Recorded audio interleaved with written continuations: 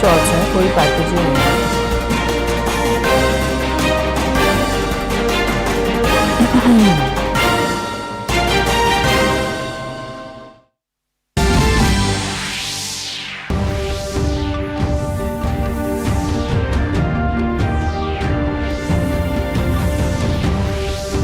के उद्घाटन समारोह में हुए शामिल। कहा, शिवाजी महाराज का जीवन स्वराज को स्थापित करने के लिए था। अमित शाह कोल्हापुर में भाजपा की विजय संकल्प रैली को भी करेंगे संबोधित।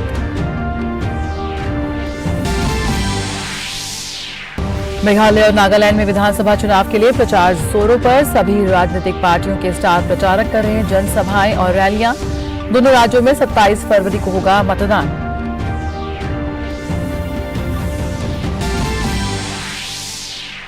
अमेरिकी विदेश मंत्री एंटनी ब्लिंकन ने म्यूनिक में वैश्विक सुरक्षा सम्मेलन से इतर चीन के शीर्ष राजनयिक वांग यी से की मुलाकात। जासूसी गुब्बारे को लेकर चीन को दी सख्त चेतावनी। कहा, अमेरिका अपनी संप्रभुता और सुरक्षा से खिलवाड़ नहीं करेगा बर्दाश्त।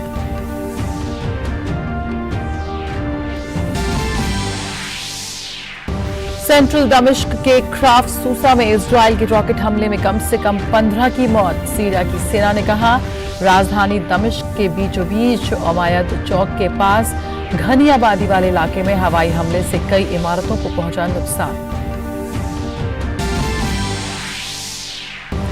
दिल्ली में खेले जा रहे दूसरे टेस्ट में भारत जीत की ओर। तीसरे दिन ऑस्ट्रेलिया ने भारत के सामने रखा 115 रन का लक्ष्य।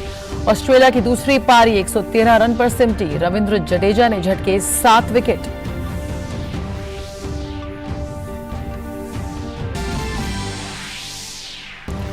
और आईसीसी महिला T20 विश्व कप में आज पाकिस्तान और वेस्टइंडीज के बीच होगी भिड़ंत।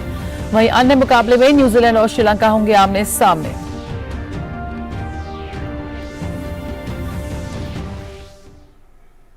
नमस्कार, समाचारों में आप सभी का बहुत बहुत स्वागत है। मैं हूं जया सिन्हा। शुरुआत करेंगे इस वक्त की अहम खबरों के साथ।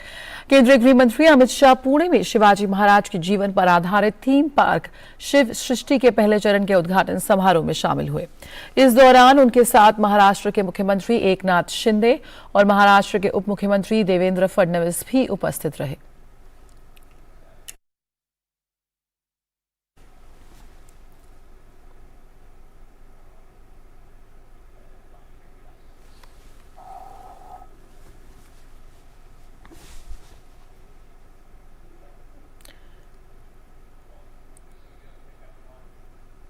और इस अवसर पर केंद्रीय गृह मंत्री अमित शाह ने कहा कि इस तरह का ऐतिहासिक थीम पार्क बेहद खास होगा, जिसमें आधुनिक तकनीक के जरिए इतिहास को जीवित रखने का एक प्रयास होगा। ऐतिहासिक थीम पार्क का कंसेप्ट शायद मैं नहीं मानता एशिया में कहीं बहुत जगह पे होगा। शिव सृष्टि के निर्माण में तंत्रज्ञान और इतिहास, ये दोनों का अद्भुत मिलन देखने को मिलता है। Holography, project mapping, miniatures, motion simulation, 3D और 4D टेक्निक और लाइट एंड साउंड टेक्निक, ये सभी का अद्भुत सम्मिश्रण कर इतिहास को जीवित करने का ये प्रयास है। ये प्रयास निश्चित रूप से शिवाजी महाराज के जीवन के संदेश को आज की युवा पीढ़ी तक पहुंचाएगा। मराठा साम्राज्य के संस्थापक छत्रपति शिवाजी महाराज की आज जयंती मनाई जा रही है। महाराष्ट्र में इससे संबंधित आज बहुत सारे कार्यक्रम आयोजित किए जा रहे हैं। नागपुर के ऐतिहासिक महल क्षेत्र में पारंपरिक तरीके से छत्रपति शिवाजी महाराज की जयंती मनाई गई। इस दौरान बड़ी संख्या में लोग वहां मौजूद थे। महाराष्ट्र के राज्यपाल रमेश बैस ने शिवराज जी की जयंती पर शिवाजी पार्क में छत्रपति शिवाजी महाराज की प्रतिमा को पुष्प अर्पित कर उन्हें श्रद्धांजलि दी। इसी बीच महाराष्ट्र के मुख्यमंत्री एकनाथ शिंदे और महाराष्ट्र के उप मुख्यमंत्री देवेंद्र फडणवीस पुणे के शिवनेरी किले में आयोजित शिव जयंती समारोह में शामिल हुए।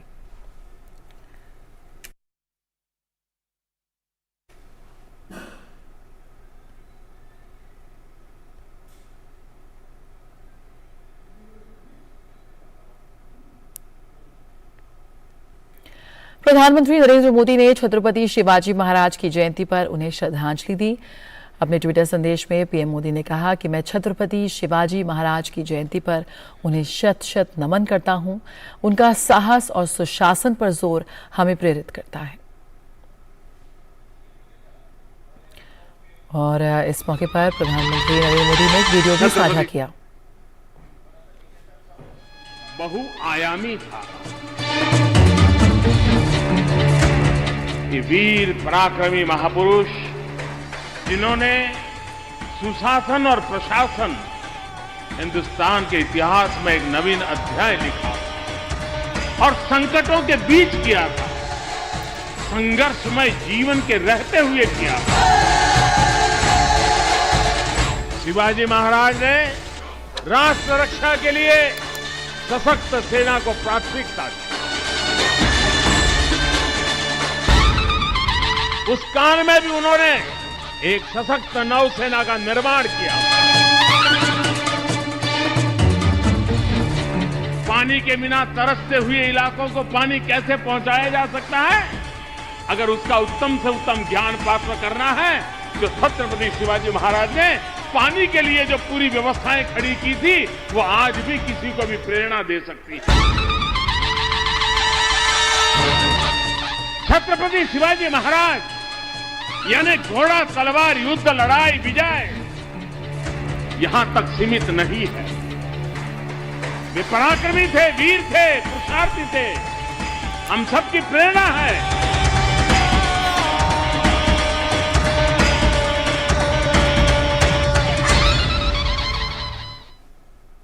तो सबकी प्रेरणा शिवाजी महाराज को नमन। और बात करते हैं मेघालय की। मेघालय में विधानसभा चुनाव का प्रचार अभियान चरम पर है। स्टार प्रचारक और सभी राजनीतिक दलों के वरिष्ठ नेता जनसभाएं और रैलियां करने में जुटे हैं। असली मुकाबला गारो हिल्स में चल रहा है। यहां 24 सीटें दांव पर हैं और यहीं से मुख्यमंत्री कॉनराड संगमा भी चुनाव लड़ रहे हैं। भाजपा के वरिष्ठ नेता नितिन गडकरी, हेमंता बिस्वा शर्मा, कांग्रेस नेता मुकुल वासनिक, नेशनल पीपुल्स पार्टी नेता कॉनराड के संगमा, तृणमूल कांग्रेस नेता अभिषेक बैनर्जी और अन्य राजनीतिक दलों के नेताओं ने गारो, खासी और जयंतिया पर्वतीय क्षेत्र में कल जनसभाएं की। राज्य में 60 सदस्यों वाली विधानसभा के लिए 27 फरवरी को वोट डाले जाएंगे। और मेघालय में मत प्रतिशत बढ़ाने के लिए चुनाव आयोग ने मिशन 300 शुरू किया है। मुख्य निर्वाचन अधिकारी ने कहा कि मिशन 300 के अंतर्गत सभी 60 विधानसभा क्षेत्रों में 300 मतदान केंद्रों की पहचान की गई है, जहां मतदान का प्रतिशत राज्य के औसत मत प्रतिशत 87 से भी कम था।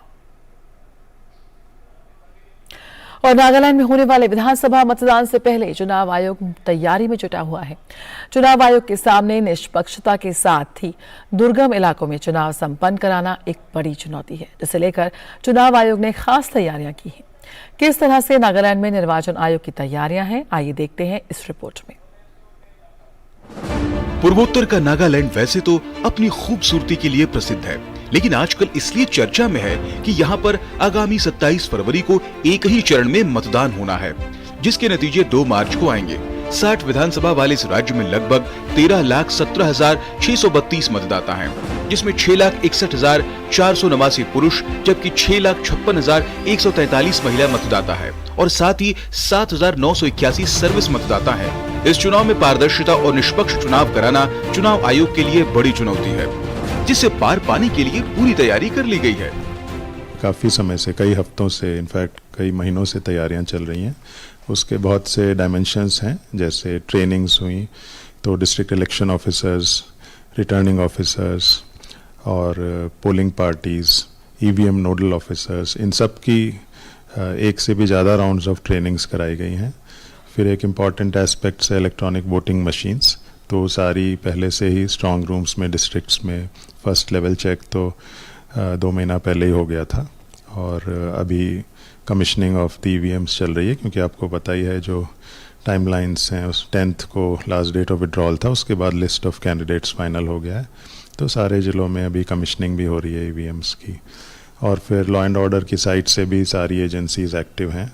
फुल इलेक्शन कमीशन ने खुद भी यहाँ पे नागालैंड में कोहिमा में आके विजिट किया, सारी पोल प्रिपेरेडनेस को रिव्यू किया है। नागालैंड में 60 विधानसभा सीट है, जिसमें एक सीट पर निर्विरोध चुनाव के बाद अब 59 सीट पर मतदान होना है, जिसके लिए 2291 मतदान केंद्र बनाए गए हैं, जिसमें शहरी क्षेत्र में 525 पोलिंग स्टेशन जबकि ग्रामीण क्षेत्र में 1766 पोलिंग स्टेशन बनाए गए हैं। सारी एजेंसीज के कलेक्टिव एफर्ट से ऑलमोस्ट 40 करोड़ के अभी तक सीजर्स भी हुए हैं जब से इलेक्शन के अनाउंसमेंट के बाद से, और लॉ एंड ऑर्डर मेंटेन करने के लिए भी प्रिपरेशन की तरफ से 305 कंपनीज ऑफ CAPF टोटल यहाँ पे डिप्लॉय होंगी इलेक्शन के लिए। उसमें से 75 कंपनीज तो जनवरी में ही आ गई थी सारे इलेक्शन का लॉ एंड ऑर्डर को एडवांस प्रिपरेशंस के लिए, प्लस स्टेट पुलिस तो पूरी इन्वॉल्व है ही, पूरी मशीनरी। उसमें 305 में जो 75 तो एडवांस कंपनीज हैं, बाकी जो हैं वो अभी आना शुरू हो जाएंगी वेरी सून। तो इस तरह से हर एस्पेक्ट को देखते हुए तैयारियां की गई हैं। और एक अच्छी चीज़ जो हम अपने दर्शकों से भी शेयर करना चाहेंगे कि नागालैंड में कुछ विलेजेस ने इवन अपनी तरफ से ही मीटिंग्स करके गाँव में विलेज काउंसिल जो बोलते हैं, जो पंचायत की तरह से है, उन्होंने मीटिंग्स करके सारे विलेजर्स से खुद ही रेजोल्यूशंस पास किए हैं कि हम लोग किसी भी तरह का प्रलोभन या मेल प्रैक्टिस को अपने विलेज एरिया में होने नहीं देंगे। चुनाव की निगरानी करने के लिए सभी एजेंसियों के नोडल अधिकारी नियुक्त किए गए हैं। इस दौरान शराब, कैश कहीं भी पकड़ा गया तो तत्काल कार्रवाई होगी। इसकी शिकायत सुनने और कार्रवाई के लिए कंट्रोल रूम स्थापित किया गया है, जिसमें जिला स्तर के साथ ही इसमें सभी प्रवर्तन एजेंसियां मिलकर काम कर रही हैं। पूर्वोत्तर राज्य नागालैंड में विधानसभा चुनाव के लिए मतदान 27 फरवरी को एक ही चरण में होना है। ऐसे में निर्वाचन आयोग अपनी तैयारियों में जुटा हुआ है। निर्वाचन आयोग के सामने जहां एक तरफ निष्पक्ष चुनाव कराने की चुनौती है, तो वहीं दूसरी तरफ मतदाताओं को अधिक से अधिक घरों से बाहर निकालकर मतदान बूथ पर लाने की होगी। सहयोगी राजेंद्र जोशी और कैमरामैन कुलदीप के साथ उर्मिलेश भट्ट, DD न्यूज, कोहिमा, नागालैंड। तो बिल्कुल चुनाव आयोग अपनी जिम्मेदारी निभा रहा है, तो बेहद ज़रूरी है कि आम जनता, जो नागरिक है, वो भी अपनी जिम्मेदारी समझे और बड़ी संख्या में 27 फरवरी को निकलकर आप अपना वोट कास्ट करें। रुकेंगे एक छोटे से ब्रेक के लिए, जल्द हाजिर होते हैं। दीदी नौकरी लग गई। अरे वाह, बधाई हो।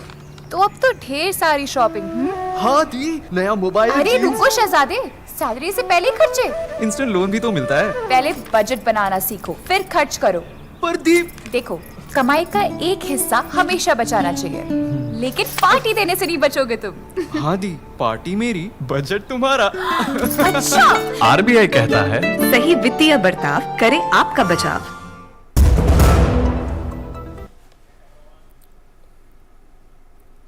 केंद्रीय कृषि एवं किसान कल्याण मंत्री नरेंद्र सिंह तोमर ने रविवार को जयपुर के चौधरी चरण सिंह राष्ट्रीय कृषि विपणन संस्थान के चतुर्थ दीक्षांत समारोह एवं इंक्यूबेशन सेंटर के लोकार्पण कार्यक्रम में भाग लिया। इस अवसर पर तोमर ने कहा कि आज मैं नियाम संस्थान में आकर गौरवान्वित अनुभव कर रहा हूं। विद्यार्थियों के लिए दीक्षांत समारोह बेहद अहम होता है। तोमर ने डिग्री लेने वाले सभी छात्रों को शुभकामनाएं दी।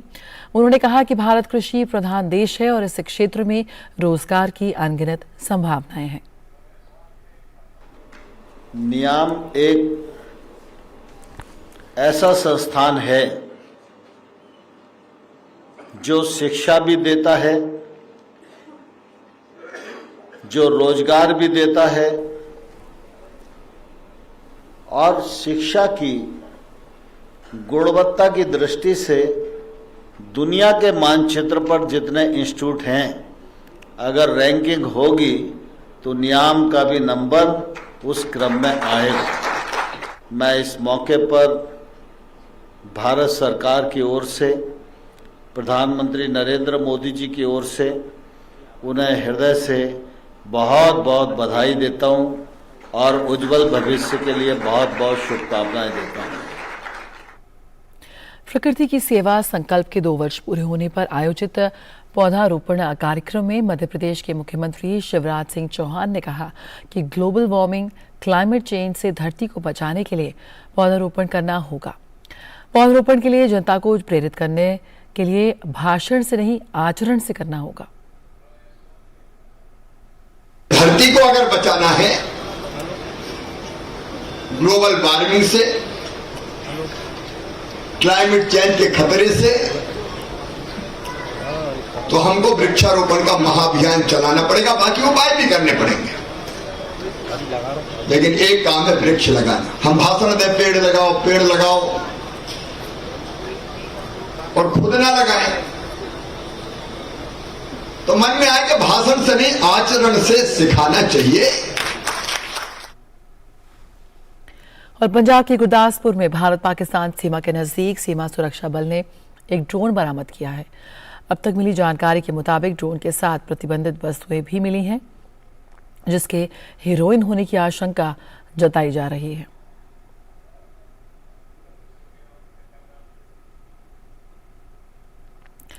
और राष्ट्रीय राजधानी दिल्ली में दिल्ली पुलिस सप्ताह के अंतर्गत महिलाओं के लिए एक बाइक रैली का आयोजन किया गया। आज बाइक रैली युवतियों को पुलिस से जुड़ने के लिए थी। इसमें बड़ी संख्या में लोगों ने भाग लिया। दिल्ली पुलिस की कोशिश है कि पुलिस को आम लोगों से जोड़ा जाए और लोगों में वर्दी के डर को दूर किया जाए।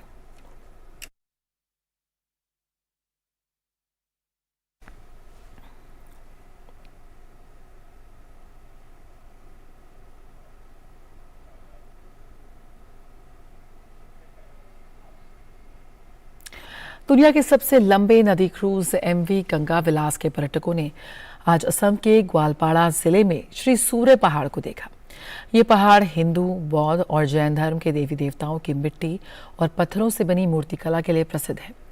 ये भारतीय पुरातत्व सर्वेक्षण द्वारा संरक्षित राष्ट्रीय महत्व का पर्यटन स्थल है। पर्यटकों में स्विट्जरलैंड के 26 और जर्मनी के 2 नागरिक शामिल हैं। पर्यटकों ने श्री सूर्य पहाड़ स्थित बौद्ध मठ, स्तूप पत्थर की गुफाओं के उत्खनन स्थल और दशभुजा मंदिर को भी देखा। पर्यटकों ने सांस्कृतिक कार्यक्रमों और हस्तकला प्रदर्शनी का आनंद भी लिया।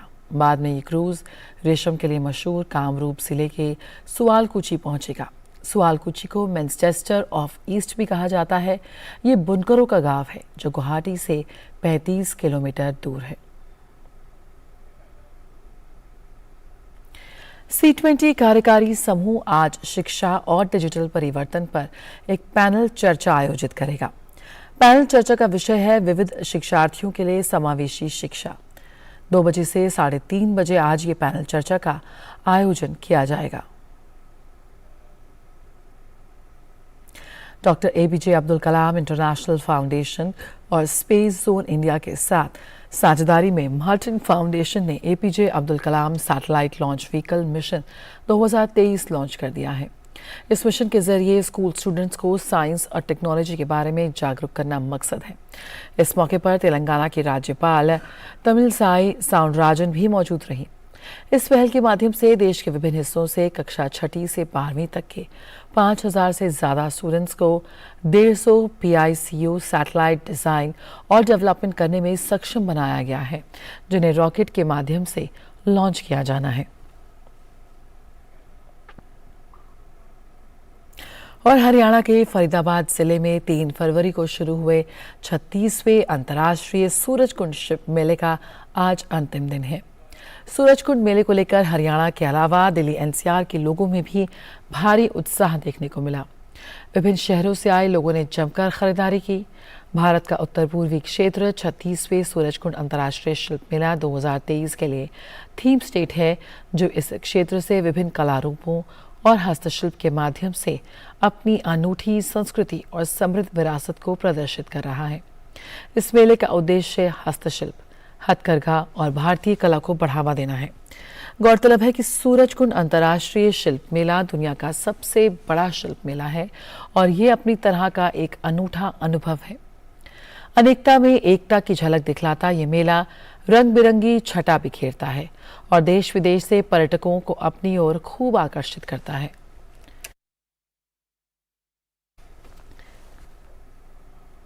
ये मेले में देशी नहीं बल्कि विदेशी लोग भी खूब आते हैं। उनके बीच भी ये मेला बेहद प्रचलित है और यहाँ पे अलग अलग देशों के खासी बड़ी संख्या में पर्यटक पहुँचते हैं।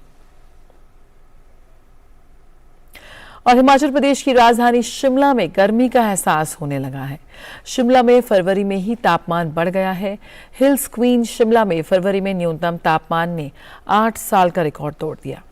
मौसम विभाग के अनुसार शिमला में न्यूनतम तापमान 14.4 डिग्री के साथ साथ फरवरी की सबसे गर्म रात रही, जो सामान्य से 11 डिग्री अधिक है। शहर में आखिरी बार 23 फरवरी 2015 को न्यूनतम तापमान 14.2 डिग्री सेल्सियस दर्ज किया गया।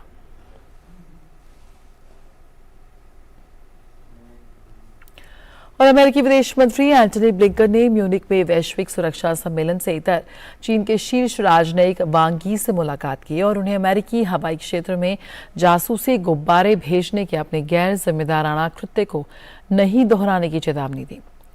विदेश विभाग के प्रवक्ता नेड प्राइस ने बताया कि सचिव ने चीन को स्पष्ट लहजे में कह दिया है कि अमेरिका अपनी संप्रभुता और सुरक्षा से खिलवाड़ बर्दाश्त नहीं करेगा। ब्लिंकन ने ट्विटर पर कहा, अभी चीन के शीर्ष राजनयिक वांग यी से मुलाकात की। मैंने चीनी निगरानी गुब्बारे की घुसपैठ की निंदा की है और जोर देकर कहा है कि ऐसा फिर कभी नहीं होना चाहिए। मैंने चीन को रूस को सामग्री सहायता प्रदान करने के खिलाफ भी चेतावनी दी है।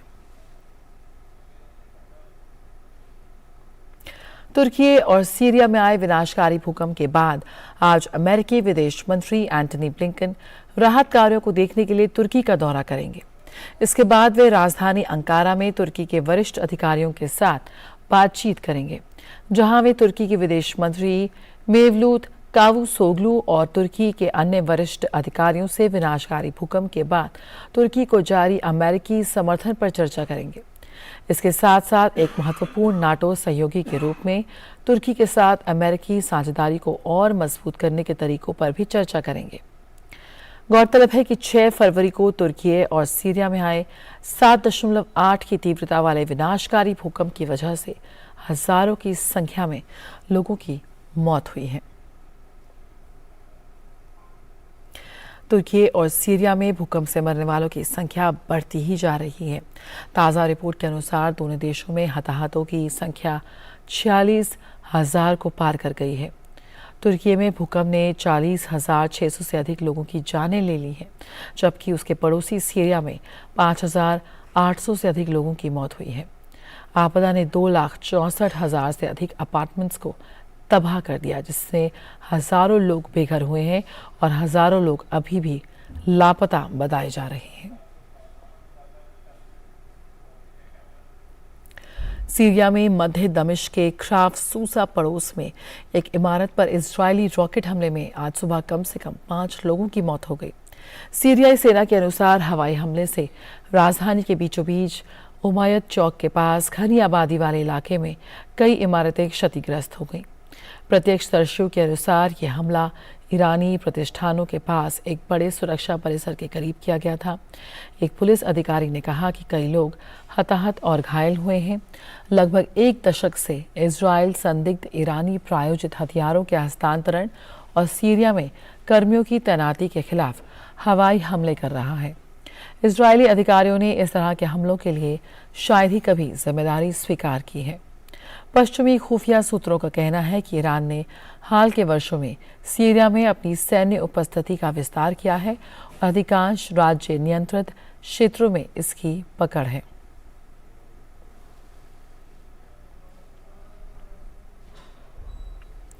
रूस और यूक्रेन के बीच युद्ध शुरू हुए करीब 1 साल होने वाले हैं।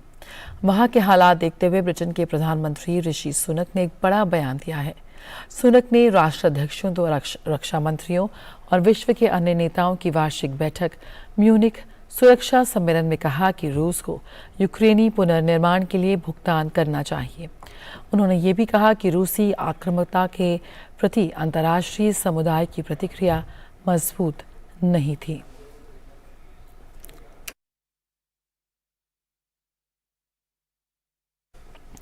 पेरू के राष्ट्रपति डीना बोलुआर्टे ने कहा है कि कोलंबिया की राष्ट्रपति गुस्तावो पेट्रो को पिछले हफ्ते पेरू की आलोचना के बाद अपने ही देश में विरोध प्रदर्शनों से निपटने पर ध्यान देना चाहिए।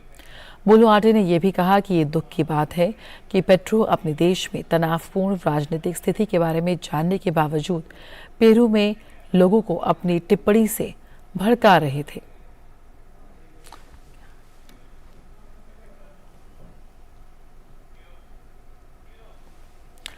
और यूरोपीय आयोग की प्रमुख उर्सुला वान डेर लेयन ने एक बार फिर युद्धग्रस्त यूक्रेन का समर्थन किया है। उर्सुला ने जोर देकर कहा कि यूरोपीय संघ यूक्रेन का समर्थन करने के लिए कुछ भी करेगा।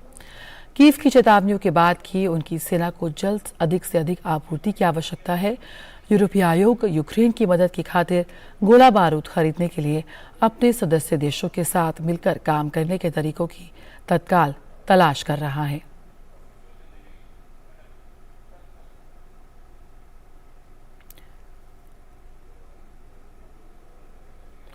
और इसी के साथ इस बुलेटिन में फिलहाल इतना ही। खबरों का सिलसिला जारी रहेगा। आप बने रहिए डीडी न्यूज के साथ। नमस्कार।